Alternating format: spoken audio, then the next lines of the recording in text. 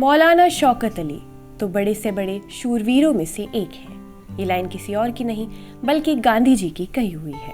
آداب، آپ دیکھ رہے ہیں آواز وائس اور میں ہوں آپ کے ساتھ امینہ ماجد۔ دیش میں ایسے بہت سے مسلم سوتنترتا سینانی ہوئے ہیں جن کی زندگی کا مقصد صرف اور صرف سوراج حاصل کرنا تھا۔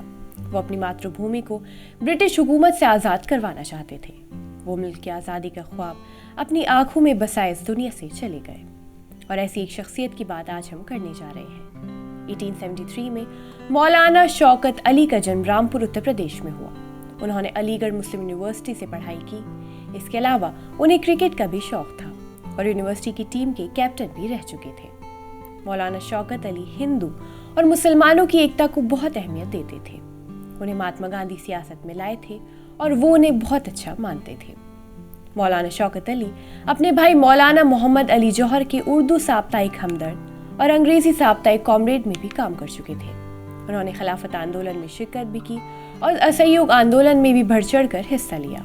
انہیں کئی بار جیل بھی جانا پڑا، لیکن انہوں نے اپنی ماتر بھومی کے لیے برٹش حکومت کی ہر زیادتی اور ہر ظلم برداشت کیا۔ اس کے علاوہ 20ویں صدی کے مولانا شوکت علی ایسے شخص تھے جو مہیلاؤں کے پکش میں وچار رکھتے تھے۔ ان کی ماں اور بھابھی نے خلافت آندولن کا نیترتو کیا تھا۔ انہوں نے عدالت کو بتایا تھا کہ ودیشی شاسن کے خلاف راشٹری سنگھرش میں صرف پرش ہی نہیں بلکہ بھارت کی مہیلائیں بھی کود پڑی تھیں۔ مولانا شوکت کا ماننا تھا کہ ہندو اور مسلمان ایک راشٹر ہے، مہیلائیں برابر کی بھاگیدار ہیں اور دیش کی آزادی کے لیے کوئی بھی کسی حد تک جا سکتا ہے۔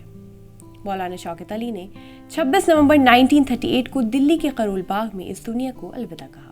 انہیں جامع مسجد کے قبرستان میں ہی دفن کیا گیا تھا۔